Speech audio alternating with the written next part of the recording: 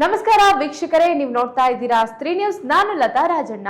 ಗುಬ್ಬಿ ತಾಲೂಕಿನ ಕಸಬಾ ಹೋಬಳಿ ಜಿ ಹೊಸಹಳ್ಳಿ ಗ್ರಾಮ ಪಂಚಾಯಿತಿಯಲ್ಲಿ ಅಧ್ಯಕ್ಷರ ವಿರುದ್ಧ ಅವಿಶ್ವಾಸ ಸೂಚನೆ ಪರ್ಯಾಯಲೋಚನೆ ಸಭೆಯನ್ನ ಗ್ರಾಮ ಪಂಚಾಯಿತಿಯ ಸದಸ್ಯರು ಏರ್ಪಡಿಸಲಾಗಿದ್ದು 8 ಮಂದಿ ಸದಸ್ಯರು ಸಭೆಯಲ್ಲಿ ಭಾಗಿಯಾಗಿ ಉಳಿದ 13 ಜನರ ಬೆಂಬಲ ಸೂಚಿಸಿರದ ಕಾರಣ ಅವಿಶ್ವಾಸ ನಿರ್ಣಯ ಮಂಡನೆ ವಿಫಲವಾಯಿತು.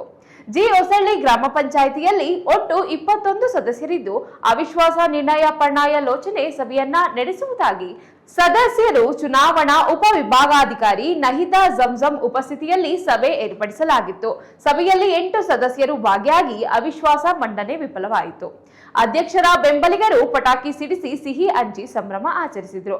ಅಧ್ಯಕ್ಷೆ ಭಾಗ್ಯಮ್ಮ ನರಸಿಂಹಮೂರ್ತಿ ಮಾತನಾಡಿ 13 ಸರ್ವ ಸದಸ್ಯರ ಬೆಂಬಲದಿಂದಾಗಿ ಅವಿಶ್ವಾಸ ನಿರ್ಣಯ ವಿಫಲವಾಗಿದ್ದು ಇರುವ ಅಲ್ಪಾವಧಿಯಲ್ಲಿ ಉತ್ತಮ ಆಡಳಿತ ನಡೆಸುತ್ತೇವೆ ಎಂದು ತಿಳಿಸಿದರು.